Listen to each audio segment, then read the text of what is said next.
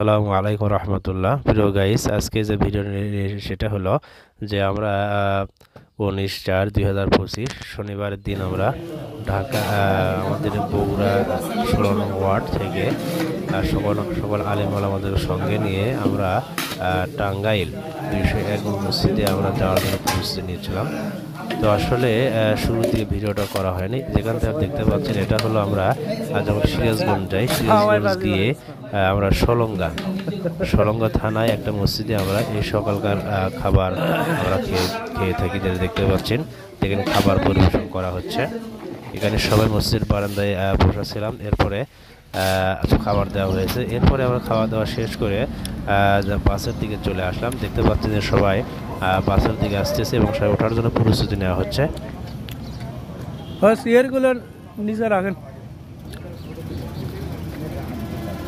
যাই হোক, সবশেষে আমরা বাস থেকে পুরো গাড়িটা দীর্ঘক্ষণ যাওয়ার পর আমরা সেই আমাদের যে জায়গায় যাওয়ার কথা ছিল, যে 201 মসজিদ, আমরা সেই বাসখানা আগেই আমাদের পৌঁছে দিল। সেখান থেকে আমরা হাঁটিয়ে যাওয়ার পর দেখলাম নদী, আর নদীর ওই পারে দেখলাম আমরা সেই 201 গম্বুজ মসজিদ। এখন আপনারা সেটাই দেখতে পারবেন ইনশাআল্লাহ। ওই যে দেখতে পাচ্ছেন দুই মসজিদ দেখা যায়। এরপরে আমরা নদীখানা পার হয়ে আসার পর একটু হাঁটতে হলো আমাদেরকে 4-5 মিনিট। নদীর পারে উঠে এসে আমরা একেবারে সেই মসজিদের নিকটে চলে আসলাম। এসে দেখলাম যে নদীর উপরে সেখানে বালু দ্বারা ভরাট করা হয়েছে এবং সামনে বেশ গাছপালা আছে। আর আমার যে ভিডিও দেখতে পাচ্ছেন, এর ডান পাশে একটু মাঠ আছে, এটা ঈদগাহ মাঠ।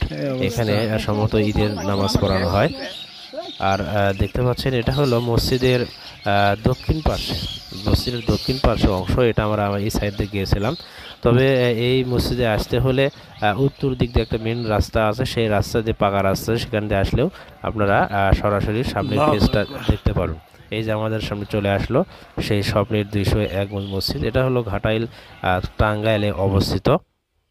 এই যে এটা মসজিদের সামনে একটা কবর আছে। সম্ভবত যিনি এই মসজিদ প্রতিষ্ঠা করেছেন, উনি ইন্তেকাল করলে ওনার কবর এখানেই হবে। তার জন্য তিনি এটা আগেই বানিয়ে রেখেছেন। খুব সুন্দর একটা চমকপ্রদ মসজিদ। এখানে বিভিন্ন কারুকার্য খচিত করে রাখা হয়েছে। তো আমি যখন আসছিলাম তখন এখানে দেখলাম যে এখানে জহরে আজান হচ্ছে। আমরা জহরের সময় পৌঁছে গেছিলাম। এটা জহরে আজান আপনারা শুনতে পাচ্ছেন। إلا الله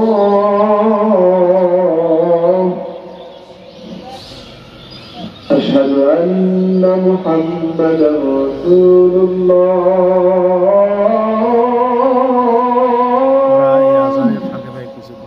সেটা হলো যে আমরা আলিম আলামা সবাই গিয়েছিলাম যে যার অবস্থান থেকে। এটা বগুড়া শহরের 16 নং ওয়ার্ড, পৌরসভার 16 নং ওয়ার্ড থেকে এটার দায়িত্ব নিয়েছিলেন মাওলানা আব্দুল সামাদ হুজুর এবং নাসিরউদ্দিন হুজুর। দেখতে পাচ্ছেন এই প্রকল্পটি যিনি করেছেন তিনি বীর মুক্তিযোদ্ধা আলহাজ মোহাম্মদ রফিকুল ইসলাম কল্যাণ ট্রাস্ট। এটা থেকেই তিনি এই মসজিদটা নির্মাণ করেছেন। আমরা আসলে আমি সামনের দিকে হেঁটে যেতে খুবই আশ্চর্য হয়ে গেলাম যে এত সুন্দর মসজিদ আমাদের বাংলাদেশে আছে। পুরোটাই কারুকার্য, সুন্দর সিঁড়ি, দীর্ঘতম সিঁড়ি করা হয়েছে এই মসজিদের সামনের ফেসটা দেখতে পাচ্ছেন। এখানে মানুষগুলো এসেছে বিভিন্ন জায়গা থেকে।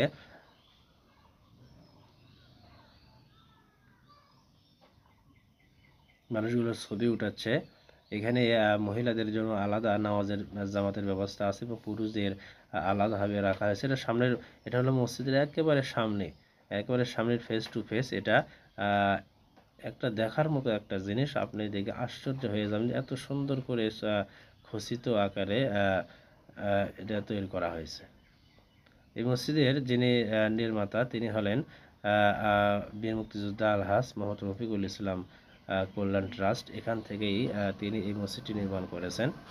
তবে এখানে তিনি এই মসজিদে অনুদানের জন্য কথা বলেছেন যে কেউ যদি স্বেচ্ছায় কোনো কিছু দান করে থাকে তাহলে সেটা মানুষের সার্বিক কল্যাণের জন্য ব্যয় করা হবে।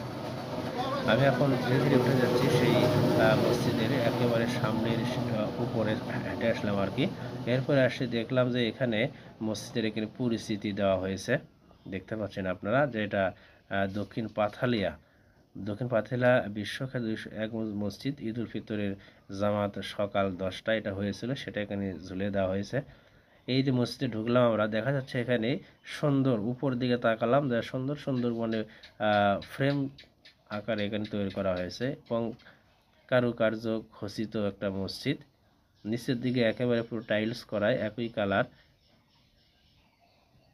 আলাদা আলাদা এখানে খোপ করা হয়েছে দেখার মতো, যেগুলো উপরেই গম্বুজটি অবস্থিত হয়ে আছে, যে আপনারা দেখতে পারবেন। দেখেন একেবারে মানে স্বর্ণ দ্বারা মনে খুঁজছে সেই রকম দেখা যাচ্ছে মসজিদের ভিতরটা। আমি সামনের দিকে অগ্রসর হতে লাগলাম। এটা হলো গম্বুজ, মসজিদের মাঝখানে গম্বুজ, এখনও ঝাড়বাতি বা কোনো কিছু লাগায় নাই, একটু মানে কাজ চলমান আছে আর কি। তবে হ্যাঁ, এখানে এক জামাতে প্রায় 2000 বা তার চেয়ে অধিক মানুষ এখানে নামাজ আদায় করতে পারে। কেউ 2000 থেকে মতান্তরে এখানে 50,000-এর কথা বলা হয়েছে, যে উপরতলা নিচতলা দুইটা মিলেতে 50,000 লোক এক জামাতে নামাজ আদায় করতে পারবে। আমি চলে আসলাম সরাসরি একেবারে মেহরাবের সামনে বা মেম্বার, যেখানে খতিব সাহেব প্রতি শুক্রবার এখানে বয়ান দিয়ে থাকেন। আর একটা কথা বলতে ভুলে গেছি, এই মসজিদের নির্দিষ্ট কোনো খতিব নাই। এখানে মুফতি মোহাম্মদ আবদুল্লাহ তিনি এই 5 ওয়াক্ত নামাজ আদায় করেন।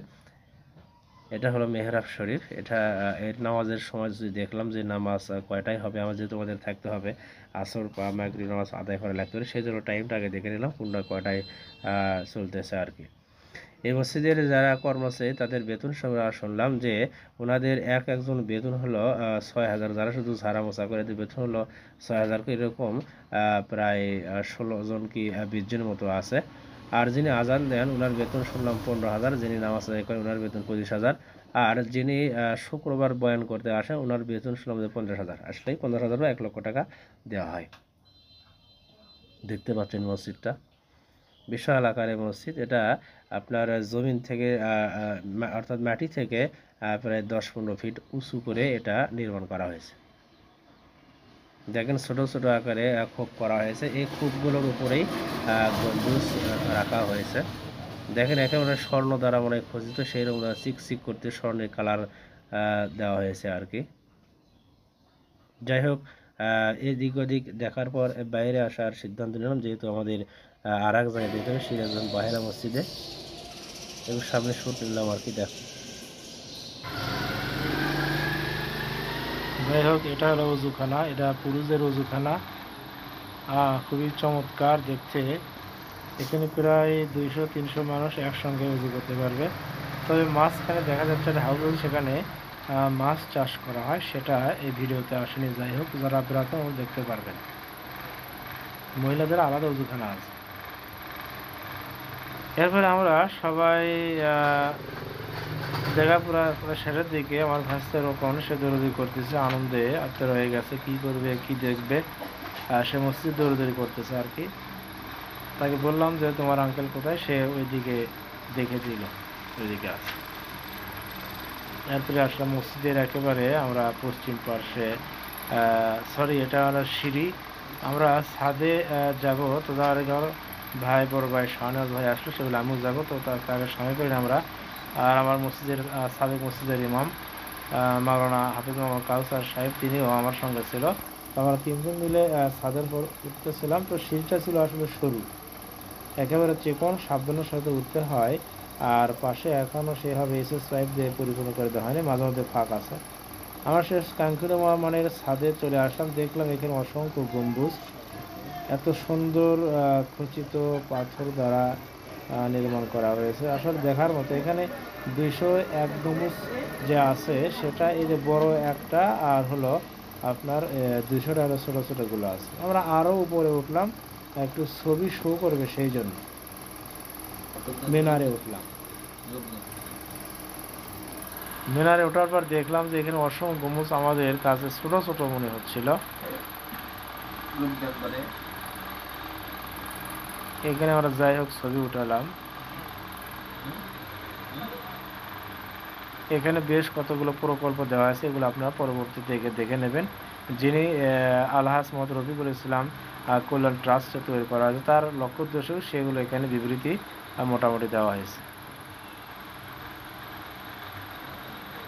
যাই হোক, আমরা গম্বুজের পাশ দিয়ে হাঁটতেছিলাম, আসলেই খুবই ভালো লাগতেছিল। আর প্রচণ্ড রোদ ছিল, যার কারণে আমাদের পা প্রায় ফোস্কার অবস্থা হয়েছিল। আমার ফেসটা নিয়ে নিলাম সামনে আর কি দেখার জন্য।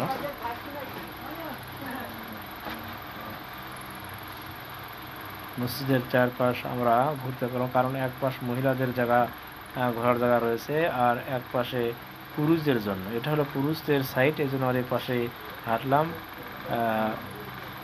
দেখতে পাচ্ছেন আপনারা গম্বুজগুলো। তারপর ভাতিজা বলতেছে পানি খাবো, ভাস্তি সব পানি খাবো। তার মসজিদের আমরা নিচে যাই, পানি খাওয়ালাম, তৃপ্তি সহকারে তার পানি পান করলো। এটা সব নদীর উপরে, মসজিদের পশ্চিম পাশে নদীর উপরে টিউবওয়েলটা রাখা হয়েছে, মানুষ যেন স্বেচ্ছায় পানি খেতে পারে সেই ব্যবস্থা করা হয়েছে। এই যে মসজিদের পশ্চিম দেখতে পাচ্ছেন আপনারা, মেহরাব বা মেম্বার দেখা যাচ্ছে এখান থেকে।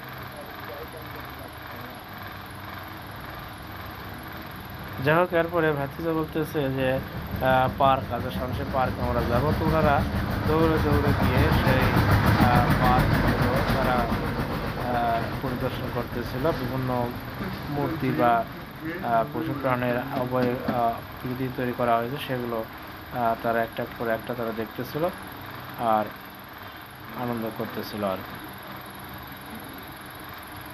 ওই যে একটা হরিণ দেখা যায়, পঙ্কিরাজ ঘোড়া, কথা বলতে সবাই দৌড়ে গেল, যাওয়ার পর সেখানে একটু ভিডিও করা হলো।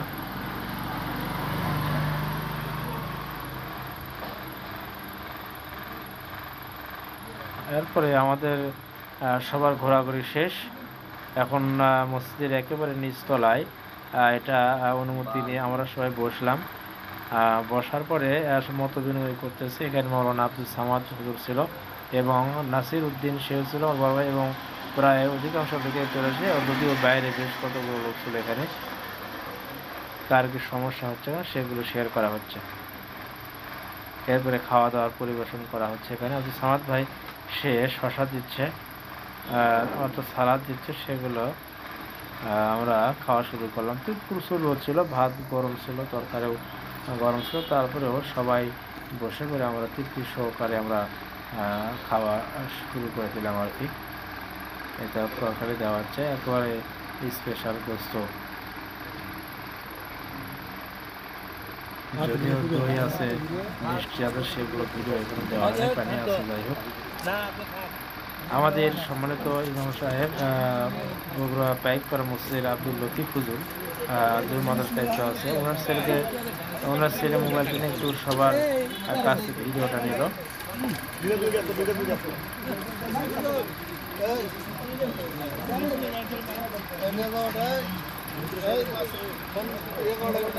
আমরা সবাই ঘোরা ছিলাম, এখানে খাওয়া দাওয়া করতেছিলাম।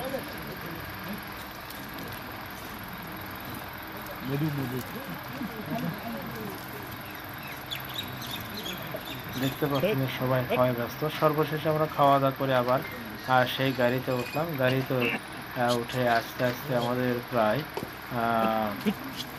রাতি হয়ে গেল, প্রায় 10টা। সেটা ভিডিও করা হয় নাই, আমরা বিভিন্ন জ্যামে ছিলাম। এরপরে শেরপুরে সারিয়াকান্দিতে এসে আমরা নামাজও পড়েছিলাম, মাগরিব নামাজ, তার এশার নামাজ পড়ে মিষ্টান্ন ভোগ করেছিলাম। সর্বশেষ রাত 10টা 4 মতো পৌঁছলাম এবং তারপরে আমরা যে যার গন্তব্য ছিল পৌঁছে গেলাম। যাই হোক, এই ভিডিওতে যা যা কিছু দেখাবেন, যদি দেখার মতো সেগুলো শিখে নেবেন। আর অবশ্যই লাইক করবেন, শেয়ার করবেন এবং প্রচার করবেন। বাংলাদেশের ঐতিহ্যবাহী একটা মসজিদ, খুবই সুন্দর অবস্থা তৈরি করা হয়েছে, চমকপ্রদ, আল্লাহ তাআলার সুদর্শন একটা মসজিদ। ধন্যবাদ। আসসালামু আলাইকুম ওয়া রাহমাতুল্লাহ।